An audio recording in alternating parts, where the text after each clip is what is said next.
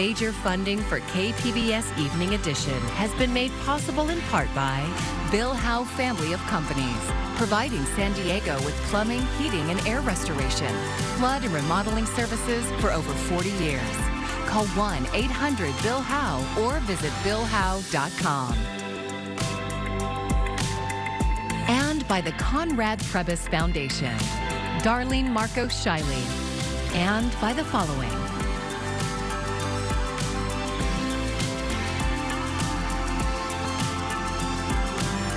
And by viewers like you. Thank you.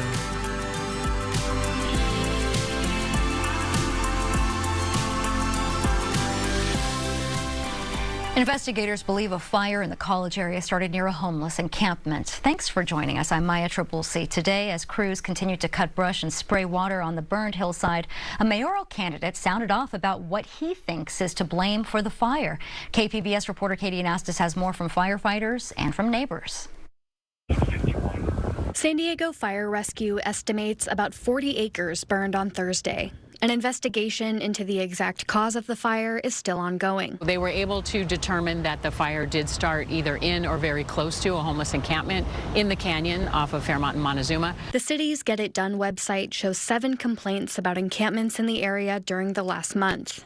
One, made on October 22nd, said people were rebuilding an encampment near Montezuma and Fairmount that had previously been cleared. San Diego mayoral candidate Larry Turner says the encampments are the result of city policies that push people out of downtown. And where are they going to? Well, they're going to the highway area that you might see them, but they're also going to the canyons and they're going to the riverbed. In a statement yesterday, Mayor Todd Gloria thanked first responders, describing the response as, quote, coordinated, efficient, and decisive. Troy Merkel lives just south of Montezuma Road, west of Colwood Boulevard.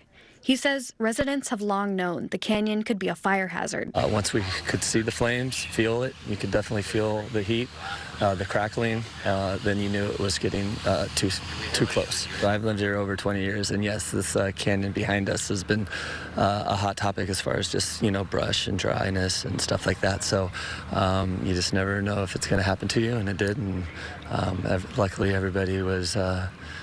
It was organized chaos, but everybody's safe. He says dozens of police officers knocked on doors telling people to evacuate.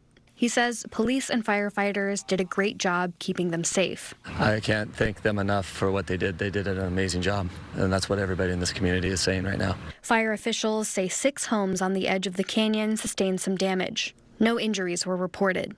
Montezuma Road remains closed between Colwood Boulevard and Fairmount Avenue. Katie Anastas, KPBS News. And a spokesperson from Mayor Gloria's office says it's inaccurate to say the city's unsafe camping ordinance causes people to move into canyons. She says the city has responded to Get It Done reports in that canyon going back years. And while the fire was burning near San Diego State, there was another incident on campus. A person was shot and wounded, prompting the school to cancel evening classes and activities. KPBS reporter Alexander Nguyen talked to some students today who say the incident left them on edge. The scene on campus today is starkly different from yesterday. Students walking to class as usual, but yesterday, this was the scene. Heavy police presence after a man was shot on campus just before 5 p.m. Thursday. The university sent out a warning to all students, faculty, and staff. And we didn't know what to do, and then we were waiting for 15 minutes. Freshman Kyle Haley was on the other side of campus when the shooting happened. Students got another safety alert advising them to stay indoors when police started searching for a second suspect. Haley says he appreciated the constant updates from SDSU. I thought the universities responded pretty hastily, and it was pretty informative, and it was like short messages that helped. Junior Megan Harris inadvertently walked through the middle of the crime scene without knowing it. When she got the alert about the police activity on campus, she thought nothing of it. I was like, oh, I gotta get to work. When the campus sent out the safety alert telling people to stay inside, that's when it hit her. And that was a little bit more frightening. I was like, oh, this is actually a serious situation. Police say the incident started here by the elevator and ended here at the corner of Campanile and Hardy. The wounded man was taken to a local hospital. His condition is unknown. One suspect was arrested near the wounded man.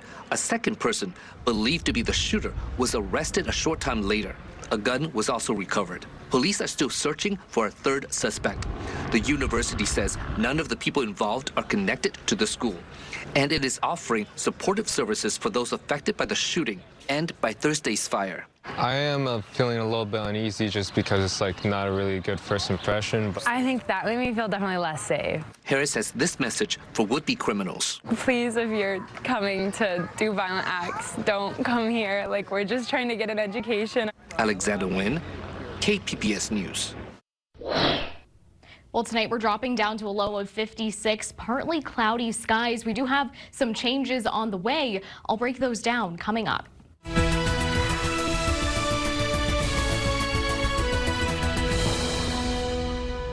Well, beginning tomorrow, you'll have a lot more places to cast your ballot in San Diego County. The Registrar of Voters says 235 additional vote centers and 6 super centers will open around the county. Assistant Registrar of Voters Sean Brom says as of today, 714,000 county residents have already mailed in their ballots or voted in person. But he expects many more to vote in the last few days before Election Day. And if you haven't yet registered to vote, you still have time. We ask that they visit one of the super centers where they can still register conditionally and vote a provisional ballot. But as we get closer to the election, we strongly urge voters to vote early, to take advantage of these additional days of voting and avoid any potential long lines on Election Day. There are also 150 ballot drop boxes around the county. For more information on anything vote related, you can check out our voter hub on our website, kpbs.org. And polls show Vice President Kamala Harris and former President Donald Trump in a tight race. And while Harris has an advantage with women voters, Trump holds an advantage with men. Julia Benbrook details the gender divide. In the final sprint toward Election Day, polling shows a gender divide. While former President Donald Trump holds an advantage with men, Vice President Kamala Harris has a similar lead when it comes to women voters. Trump's one-time primary rival, Nikki Haley, who endorsed him after dropping out of the race, is warning his campaign to be careful with how they speak about women. You've got affiliated PACs that are doing commercials about calling Kamala the C word, or you had speakers at Madison Square Gardens, referring to her and her pimps. That is not the way to win women. During a rally this week, the former president doubled down on a line about protecting women. A message he said his advisors warned against using. They pay these guys a lot of money. Can you believe it? I said, well, I'm going to do it whether the women like it or not. I'm going to protect them. Harris has made issues that impact women like reproductive freedom central to her campaign and pushed back against Trump's claim he would serve as a, quote, protector. It actually is, I think, very offensive to women in terms of not understanding their agency, their authority, their right, and their ability to make decisions about their own lives, including their own bodies. The Harris campaign recently launched new ads targeting men in battleground states, continuing outreach as they work to close the deficit she faces with male voters. Reporting in Washington, I'm Julia Benbrook. Public opinion polls are often in the news this election season. So how do pollsters survey all kinds of people in this era of cell phones, texts, and social media? KPBS iTech reporter Thomas Fudge has the story. An opinion poll is a set of interviews with a finite number of people chosen at random whose views can represent a much larger group of people, likely voters, for instance, a way for public officials to really know what their constituents want. The invention of the telephone made that job a lot easier, but today that's not the only way to reach people. Political scientist Thad Kauser of UC San Diego remembers the old days of telephone polling. Now, in the old days, to do that, you'd actually use random digit dialers to pull a random subsample of the phone numbers. But who answers their phone now? Or people have multiple phones, maybe a few cell phones in a family, but no landline. Today, people email, they text, they communicate through social media. Pollster John Nienstedt is president of Competitive Edge Research and Communication. He says you have to use all the tools that are out there. Currently, the best way to do polling and survey research is using a multi-mode approach. Different people communicate in different ways, depending on things like their age and levels of education. So if you're not using multiple ways of reaching out, you're not reaching a random representative public. You have to understand the sample methodology so that they all balance out. You don't want to have 90% of your surveys done via text or 80% of your surveys done via landline. You have to have the mix and the proportion that the population would be reflected in the population. Every group of respondents is going to fall short of fully representing the general public. That's why pollsters use a process called weighting. If you don't have enough demographic diversity in your sample, you give certain groups and their opinions a greater statistical weight when you sum up the results. Today, the hard work of doing a random opinion poll means you can't rely on people to opt into a survey with no incentives and no encouragement. There's a big difference between just putting a survey on a website and hoping somebody fills it out and actively pursuing every respondent and finding out who they are. Kauser says in the end, all respondents have to decide whether they want to be part of an opinion poll. Every survey is functionally an opt-in survey, right? There's no law saying you have to pick up their phone when someone calls you or you have to respond to that email. And that's why even the best survey is bound to get it a little bit wrong. Thomas Fudge, KPBS News. San Diego Unified is trying something new this election year. Coming up, how the school district is teaching students and their families about the importance of voting. Several California tribes are renewing their push for the federal government to protect their ancestral lands.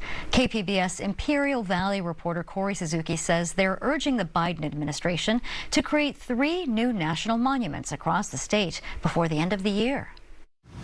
From high in the air, Donald Meador Jr. looks down at an old gold mine. Now we'll see some further mining activity that scarred the landscape up here just a little bit further. Meador is a council member for the Fort Yuma Quetzan Indian tribe. We're in a small propeller plane turning east into the sunrise. Below, we can see thousands of acres of desert, mountains and canyons, and in the distance, the shimmering Colorado River.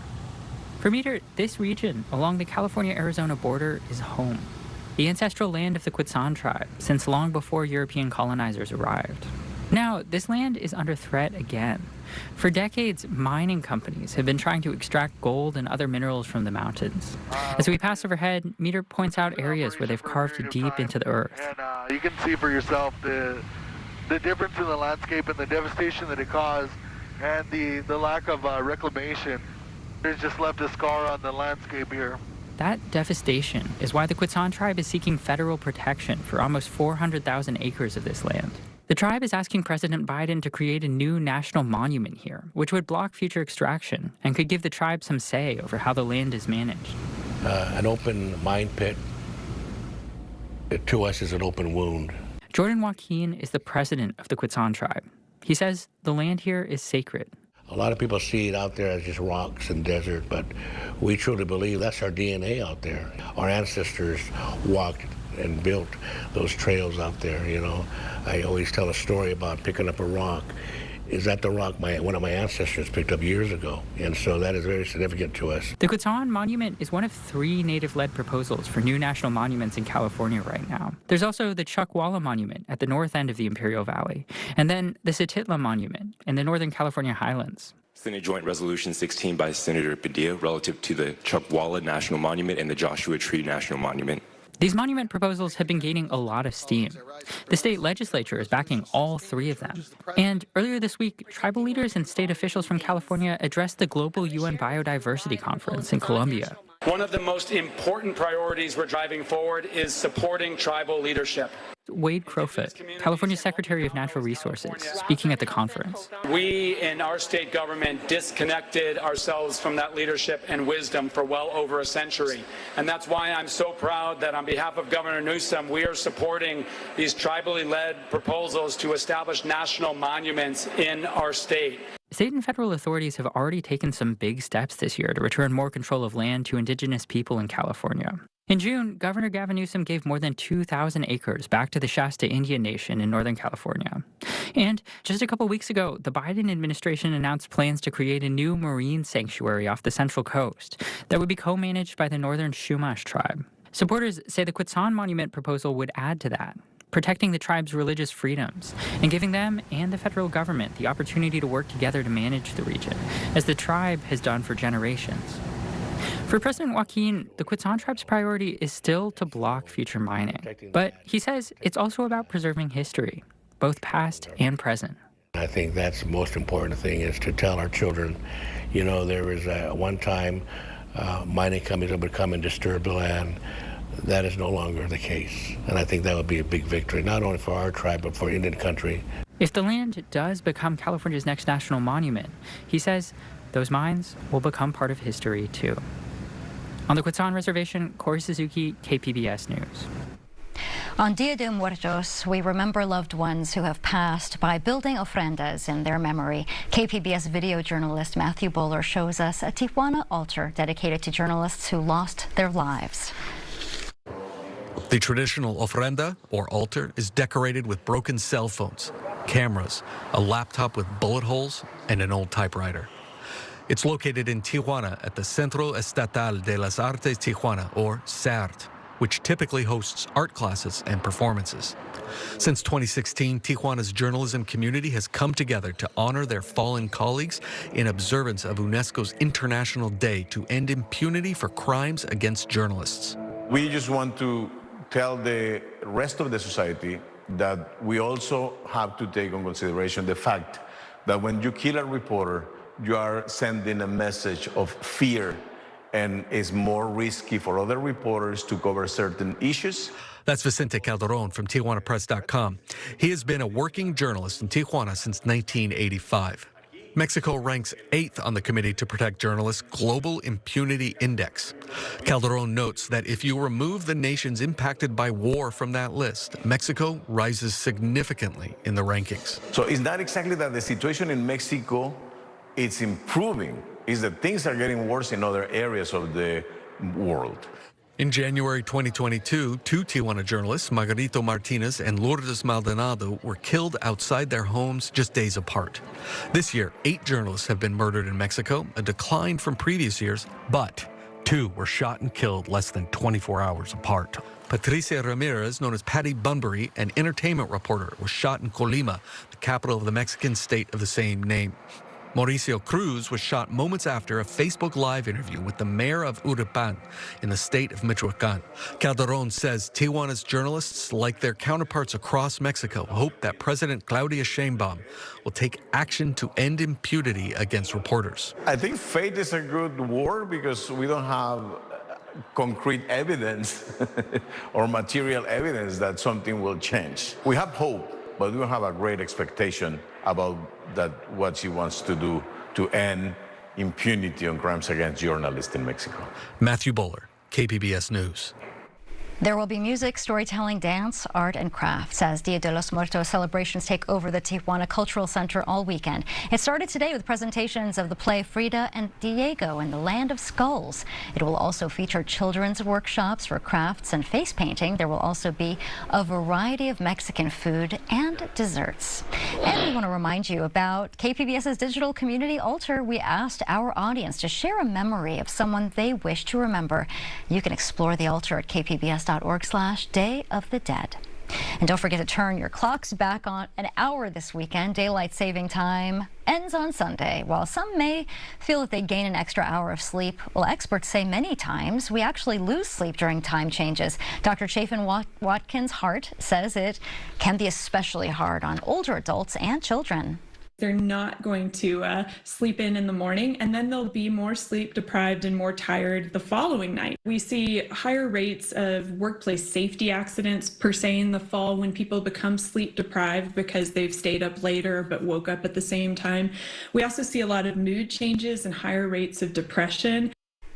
And to help prepare, Dr. Watkins recommends delaying meal and bedtimes about 15 to 30 minutes leading up to the time change. Have a cool, dark room to promote quality sleep, and don't stay up too late the couple of nights before. Some bad news for San Diego Wave FC fans who were planning to attend Sunday's home match. The club announced it has been relocated to Louisville, Kentucky over player and field safety concerns at Snapdragon Stadium. In a statement today, the Wave said a thorough review of the field was conducted and all alternative options within Southern California were exhausted. The club is working out the details for fans who purchased tickets and will host an official watch party. Well, we do have another chilly night on tap for much of the area and some rain moving in. Looking ahead to next week, though, we are staying dry and seeing some cooler temperatures. So first of all, tonight dropping down to mainly the 40s in most areas. 49 in Oceanside, 42 in Ramona. San Diego's the outlier here with that low of 56, 52 in Chula Vista there. Tomorrow we are warming up to mainly 60s and 70s, seeing 69 in Oceanside there, 69 in San Diego, 68 there in Ramona. Borrego Springs, the outlier there with that 78-degree high for tomorrow. Now, we are going to see some rain starting to move in Saturday. This is mainly going to be an issue north of us around Fresno, San Francisco, Reno, but we will see some of those showers moving into the San Diego area. They're going to be spotty, though, so this is not a big issue, but something to keep in mind that you could see a few raindrops throughout the day. Just something to keep in mind there. Now, let's take a look at your 5-day outlook on the coast. We're starting with that 69-degree high on Saturday, bouncing out around a little bit, warming up to the low 70s, mid 70s by Monday, and then dropping back down a little bit there. Further inland, bouncing around a little bit more with those temperatures from low 70s to upper 70s by Monday, and then by Wednesday dropping back down to the lower 70s there. In the mountains, a little bit more consistent, starting out with that 49-degree high for your Saturday. By Monday, we're in the mid 40s, bouncing up to the mid 50s and then balancing out a little bit there. And then in the desert, we're starting out with that 78-degree high for Saturday, staying a little bit more consistent here with the mid to upper 70s. But then by Wednesday, that's where we see a little bit of a difference there with that 72-degree high. For KPBS News, I'm AccuWeather's Anna Azalian. I'm Jeff Bennett. Tonight on the News Hour, we dive into early voting data and what it could signal for this year's election. That's at 7 after Evening Edition on KPBS.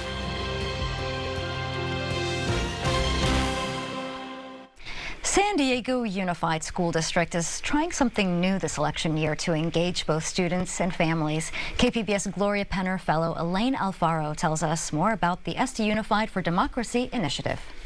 The origin of this project. Students gather in the theater at Crawford High School to interview each other about democracy and their role in it. They have a variety of responses, ranging from excitement to timidness. 12th grader Salima Melange's takeaway is the power of her voice. I like the experience because it just made me kind of open myself to share a little bit about how I feel about the voting and elections and just political, and to just say things in hopes of sending a message somehow. Her message will be featured in a comic book page created by her group. Ryan Black is a visual art teacher at Crawford and says teachers are trying to think of creative ways to engage students in the election. We want them to get to think about voting and registering. I think there's a lot of graphic novels that are out now that really serve this entryway into getting kids interested in reading. There were about 50 students at this event, and the district is doing several more before the election. This project is part of a district-wide effort to encourage education around the election season, from guest speakers in the classroom to presentations engaging parents. Interim Superintendent Fabiola Bagula says it starts with hosting nonpartisan discussions for students and families. Our aspiration was civic discourse and an engaged electorate. Those were our two biggest pieces. How do we start thinking about how children can actually start engaging in that kind of talk? But so I guess I just wanted to say. Elsewhere in the district, both family members and the public gathered for an event about identifying misinformation. One of the reasons we're talking about misinformation specifically is to help people find tools to navigate through the sea of information out there and find solid factual information that's pretty neutral, free of bias. That was Linda Frew from the League of Women Voters. The league partnered with the district to create these presentations. Veronica Prager attended that event at her son's elementary school. I consider myself a savvy consumer of media, but there's always, room for growth. So I thought, why not attend and see what they have to say? And she says talking about voting decisions with her son isn't always easy. he asks questions, and we try to give him real answers where we say, some people feel this way, but this is what we feel. We're not trying to indoctrinate him, but we're trying to give him real information so that it's not so emotionally charged. While her son is far from voting age, at Crawford, some students are casting their vote for the first time.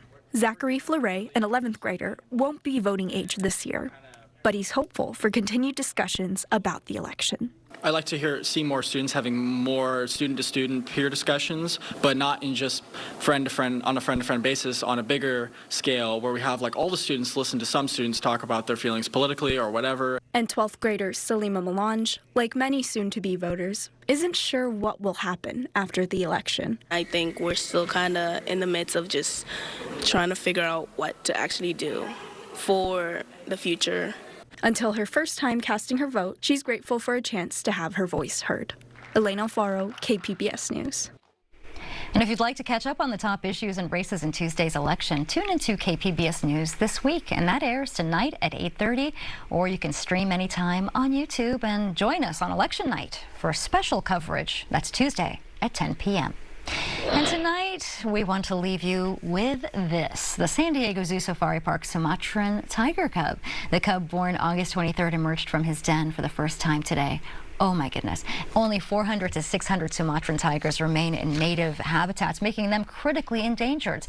Zookeepers say the cub's birth is an important step in San Diego Zoo Wildlife Alliance's ongoing conservation work. Adorable. And you can find tonight's stories on our website, kpbs.org. Thanks for joining us. I'm Maya Trabulsi. Good night. Major funding for KPBS Evening Edition has been made possible in part by Bill Howe Family of Companies, providing San Diego with plumbing, heating, and air restoration, flood and remodeling services for over 40 years. Call 1-800-BILL-HOWE or visit billhowe.com.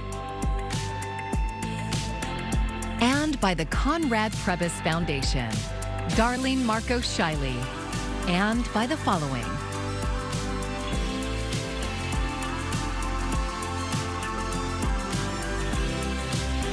and by viewers like you. Thank you.